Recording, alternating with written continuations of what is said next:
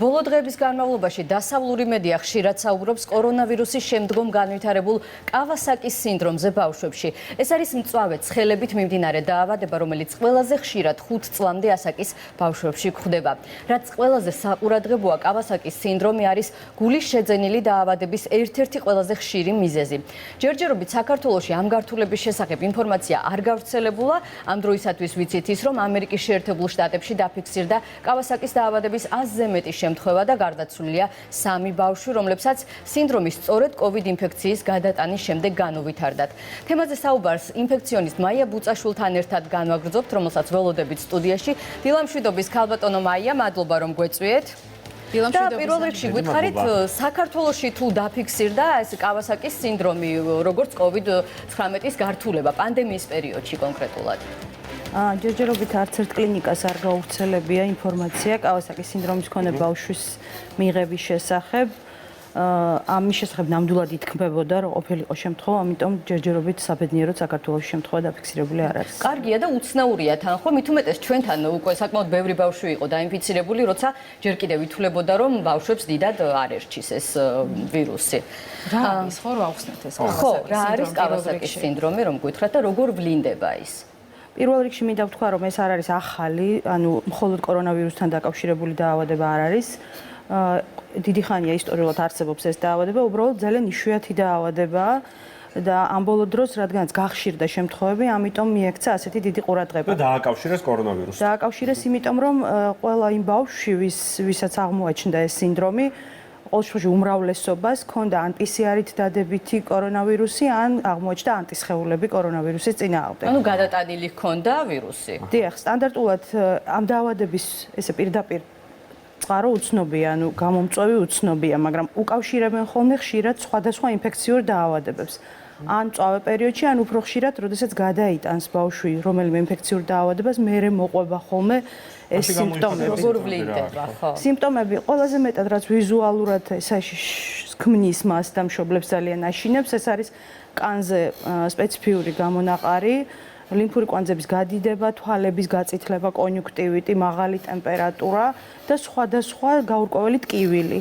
ეს არის ფაქტურად სისხლძარღვების ანთება, ესე მარტივად რომ ვთქვათ და ხშირად აზიანებს გულს.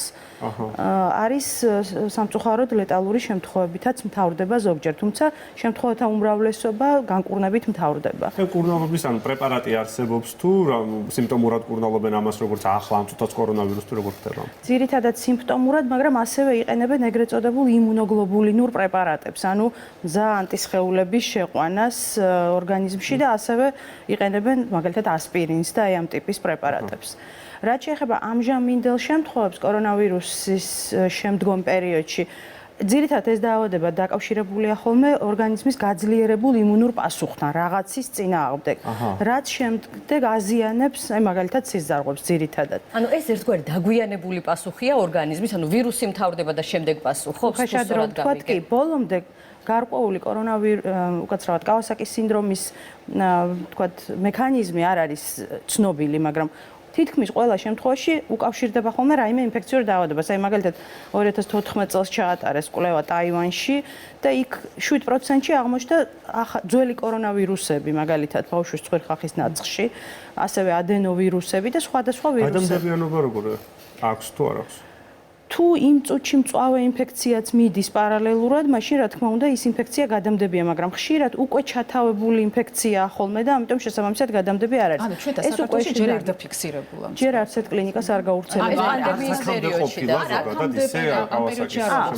ზოგადად რა თქმა უნდა კარდიოლოგებს და კარდიორევმატოლოგებს ეს შემთხვევები დაფიქსირებული აქვთ, მაგრამ თავისთავად არის უიშვიათესი დაავადება. ვის ემართება ბოდიში? გითხავთ, ან ბავშვებზე იყო იქაც ამ შემთხვევაში თუ დაფიქსირებულია შემთხვევა თუ ზრდასრულ ადამიანებზე? ძირითადად 0-დან 5 წლამდეა ასაკი, მაგრამ ამ პანდემიის პირობებში სპეციფიურია ის, რომ უფრო მოზარდობისკენ გადაიწია. ანუ 12 წლის, 14 წლის ბავშვებში, რაც შედარებით ისევ იშვიათობა იყო. უფრო სტანდარტულია კავასაკის სინდრომი 0-დან 5 წლამდე, მაგრამ ამჟამად ცოტათი გაიზარდა ბავშვების ანუ ის რომ ვთქვათ, რომ მიბმულია მანდამაის COVID-19 თან არა, სხვა ვირუსების შემთხვევებში შეიძლება. დიახ, მაგრამ შესაბამისად ეხლა რადგანაც შემთხვევებმა ძალიან მოიმატა და ზოგადად თვითონ კორონავირუსსაც ახასიათებს სიზარღვებისკენ არის მიმართული დამაზიანებელი ეფექტი. ჯერჯერობით ბოლომდე აუხსნელია რატომ, მაგრამ კორონავირუსმა საკმაოდ გაახშირა მაშინ თავი როგორ უნდა მაგვარი დავიცვათ? როგორ უნდა დავიცვათ ბავშვები ამ ვირუსით? ალბათ ჯერ კორონავირუსისგან უნდა დავიცვათ, რომ შემდეგ არ მოყვეს ეს გართულება. დიახ, თუმცა მაინც მინდა კიდევ ერთხელ ხაზი გავუსვა, რომ მშობლები ძალიან არ შევაშინოთ, რომ ეს არის მაინც იშვიათი. გასაგებია, რომ ვრცელდება თქვათ ევროპიდანაც, ამერიკიდანაც ინფორმაცია, მაგრამ პროცენტულად ეს არის ძალიან დაბალი პროცენტები და ამიტომ არ უნდა ინერვიულონ მშობლებმა, რომ თავდაცვის მექანიზმი იგივეა, რაც თქვენ ახლა აღნიშნეთ, ხო? იმუნოგლობულინით როგორ ბრძანეთ? იმუნოგლობულინით მკურნალობა ხდება, მაგრამ დაცვა როგორც ჩვეულებრივ ბავშვებს ინფექციური დაავადებების გამო აცრა ამ შემთხვევაში მოიხადა და უშუალოდ ხო კორონავირუსი არ იქა ახლა იმუნოგლობულინი გავუკეთოთ რომ კავასაკის რომ რაღაცნაირად არასდროს არ გაიგო. ვირუსისგან ბავშვი ისედაც უნდა დავიცვათ, რა თქმა უნდა.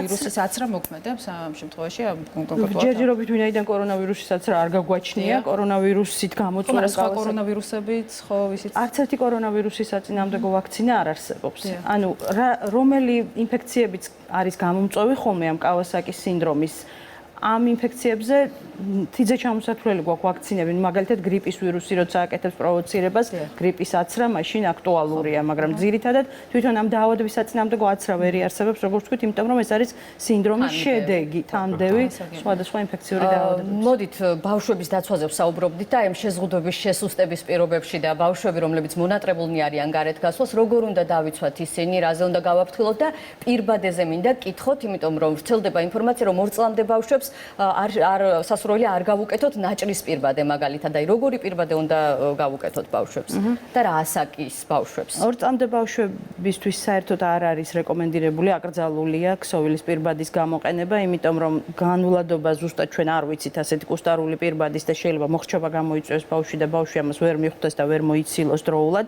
ამიტომ ცალსახა რეკომენდაცია რომ 0-დან 2 წლამდე ასაკში ვერიდებით პირბადებს ბავშვთა ასაკში და თან ეს ბავშვები არ იჩერებენ ნორმალურად პირბადებს. ზოგადად ცოტა მოზრდილი ბავშვიც თუ არ იჩერებს პირბადებს, მუდმივად ხელს იკიდებს და აზრი არ აქვს და ჯობია თავი დავანებოთ. თავარი და ოქროს წესი ისევ არის დისტანცირება. უნდა ვეცადოთ რომ ბავშვი რა თქმა უნდა ძალიან რთულია შეაჩერო ბავშვი სხვა ბავშვებისგან კონტაქტისგან, მაგრამ ეს უნდა მოახერხოთ.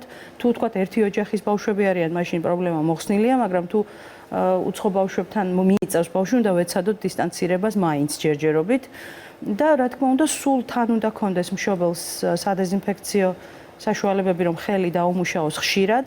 უბრალოდ აი როცა ხილული ჭუჭყია, უნდა გვახსოვდეს რომ არ აქვს სადეზინფექციო საშუალებას აზრი. ჯერ ეს ხილული ჭუჭყი ბავშვებს ხშირად აქვთ მტრიანი და ჭუჭყიანი ხელები, ის უნდა მოვაცილოთ მაგალითად სველი სალფეტკით თუ ვერ ვბანთ და სადეზინფექციო საშუალებით მერე გაუწმინდოთ. ამ პერიოდში ბევრ მშობელს გაუჩნდა კითხვა, გეგმიური აცრები უნდა გაუკეთონ თუ არა ბავშვებს. ალბათ იმიტომ რომ მისვლა კონკრეტულად სამედიცინო დაწესებულებებში მათი აზრით გარკვეულწილად რისკებს უკავშირდება. რა უნდა ვქნათ გეგმიურ აცრებთან დაკავშირებით? ცალსახაა პასუხი ამაზე. აუცილებლად და დროულად ყველა ბავშვი უნდა აიცრას. ჯანდაცვის ორგანიზაცია გვაფრთხილებს, რომ ჩვენ შეიძლება პოსტკოვიდურ ეპოქაში სხვა ინფექციური დაავადებების აფეთქების რისკის წინაშე დავდგეთ. ჩვენ არ უნდა დაგვავიწყდეს ის დაავადებები, რომლებიც ისტორიულად სულ ჩვენთან ერთად არიან. კოვიდი გადაივლის და არ უნდა მოხდეს ისე, რომ მაგალითად წითელა, რომლიცაც ყველას გვეშინია და რომელიც გვახსოვს, როგორ დაგვიბრუნდა ბოლო წლებში, არ გახდეს ისევ აქტუალური. პოლიომიელიტზე შიში რომ არ წამოვიდეს ისევ თავიდან აფეთქება, ამიტომ ყველა მშობელს უნდა ახსოვდეს, რომ სპეციფიური წესების დაცვით ყველა ბავშვმა გეგმიური ვაქცინაცია უნდა გაიაროს აუცილებლად. პოლიკლინიკები გაფრთხილებული ყავს დაავადებათა კონტროლის ცენტრს, როგორ უნდა დაიცვან რეჟიმი დღის განმავლობაში, რომ ერთდროულად არ მოხდეს ვაქცინაზე მოსული ბავშვების და მაგალითად სხვადასხვა შემოწმებაზე ან სიმპტომებით მოსული ბავშვები. ამიტომ ამის ნუ შეეშინდებათ, ეს ყველაფერი ადგილზე დაცული იქნება. სამწუხაროდ ზოგჯერ ექიმების განაჯღერდება ეს, რომ დავიცადოთ გადაივლის ეს სიტუაცია, ეს ასე არ უნდა იყოს, ყველა ბავშვი უნდა აიცრას გეგმიურად. ამ წუთას აი კოვიდმა ყველაფერი გადაფარა, მაგრამ რაიმე ინფექციური დაავადება საქართველოში არის ძალიან გავრცელებული? თუნდაც სეზონური ხო რაც? საბედნიეროდ ამ წუთში არა, თუმცა ზაფხულში ყოველთვის ველოდებით შიშით დიარეულ დაავადებებს, მაგრამ ინფექციონისტებს ჯერჯერობით ზღვაზე არის. საინტერესოა ისე აქვე აი სხვადასხვა ინფექციური დაავადებები, თუნდაც ის გრიპები, რაც აქამდე ვიცოდით და ალბათ ყველა მოიხადა, ხო? კოვიდით გამოწვეულ შეზღუდვებს თავისთავად ცხადი ამან იკლო თუ არა გრიპებზე იმოქმედა თუ არა შეზღუდვებმა სხვა გრიპებზე გრიპი უკვე მილევისკენ იყო ფაქტიურად კოვიდი როდესაც აქტუალური გახდა იმიტომ რომ გრიპი ვიცით მეორე ტალღა ხო უწევს თებერვალში მარტში დიახ მაგრამ უკვე საქართველოს პირობებში ფაქტიურად ჩვენ მარტში დაიწყო საქართველოს შემთხვევები და გრიპის ერთეული შემთხვევები იყო ძალიან მცირე პერიოდი გადაფარა ერთმანეთი მაგრამ დიარეულ დაავადებებზე გვაქვს იმედი რომ ამ ზაფხულს ლოგიკურად არ უნდა იყოს ყოველ ზაფხულს ხომ რა თქმა უნდა პრობლემა გვაქვს აი ადამიანები არასწორად უწოდებენ ენტეროვირუსებს რომელიც არ ქვია ენტეროვირუსები მაგრამ დიახ აი დიარეულ დაავადებები ხშირია ზაფხულში და ეს ძირითადად ხელის ჰიგიენა იმდენად აქტუალურია და იმდენად უკვე ადამიანები მიეჩვენენ ეს თუნდა დაგვიცვას რომ წეს თუნდა დაგვიცვას სხვა გრიპებზეც უკვე იმოქმედებს ეს სხვა ინფექციურ დაავადებაზე ლოგიკურად აი ეს ჰიგიენის რეჟიმი დისტანცირება რა თქმა უნდა თურმე ამიტომ გვემართებოდა ეს დანარჩენი გრიპები ესეც არის ხო რეგულარულად ჰიგიენურ რეჟიმს ძალიან დიდი მნიშვნელობა აქვს ხო იმოქმედა ბევრი ადამიანი იკეთებს გრიპის ვირუსზე აცრას ხო ამასაც ხო აქვს შედეგი კარგი ყოველწლიურად მატულობს გრიპზე აცრილთა რაოდენობა ჩვენს ქვეყანაში ეს ძალიან კარგია და იმედი გვაქვს რომ კიდევ ერთი ვთქვათ, რასაც ცოტა შიშით ელოდებიან სპეციალისტები, არის ის, რომ შემდეგ სეზონზე არ მოხდეს გრიპის და კორონავირუსის შემდეგი ტალღის ერთმანეთზე. აი ეს უნდა მეკითხა, გვაფრთხილებენ მეორე, მესამე შეიძლება მეოთხე ტალღის შესახებაზე და რა თქმა უნდა შიშით ველოდებით ამას პირველმა ტალღამ რა ასწავლა საქართველოს ჯანდაცვის სისტემას, რამდენად მომზადებულები შევხვდებით თუნდაც მეორეს, უფრო შორს რომ არ გავიხედოთ. ძალიან ბევრი რამე ვისწავლეთ ნებისმიერ დონეზე, როგორც მოსახლეობამ, ისე ექიმებმა, ეპიდემიოლოგებმა, რა თქმა უნდა, ეს გაკვეთილი იყო და შესაბამისად შემდეგი, ვთქვათ, შემოbrunება თუ მოხდა ვირუსის, ბევრი რამე, რა თქმა უნდა, უკვე უფრო მეტად იქნება მზადყოფნაში. მაგრამ აი წეღან, რასაც ვამბობდი, იმის გაგრძელება მინდა აზრის, რომ ერთ-ერთი საშიშროება ის არის, რომ გრიპის ვირუსის და კორონავირუსის აფეთქებები არ დაემთხოს ერთმანეთს, იმიტომ რომ ეს უკვე ძალიან მძიმე დარტყმა იქნება ჯანდაცვის სისტემისთვის და ადამიანების ჯანმრთელობისთვის. ამიტომ აი ვთქვათ, ახლავების რესურსი, რომ ეს არ მოხდეს, ჩვენ შეგვიძლია რამე გავაკეთოთ. პირველ რიგში ადამიანებმა უნდა ჩაიტარონ გრიპზე ვაქცინაცია, რომ ეს თემა მაინც ვთქვათ, გარკვეულწილად მოწესრიგებული იყოს, რაც შეიძლება მეტმა ადამიანმა ოქტომბრიდან უკვე უნდა დაიწყოს გრიპზე აცრა, რომ გრიპი მაინც აღარ გადაიქცეს პრობლემად. ხო, არ დაემატოს კიდე. კი ბატონო. ძალიან დიდი მადლობა. დიდი მადლობა. მაია ბუწაშვილი, ინფექციონისტი იყო ჩვენი სტუმარი, ჯანმრთელობას და გამძლეობას გისურვებთ, ბატონო მაია და მეტი ტალღა არ გქონოდეს.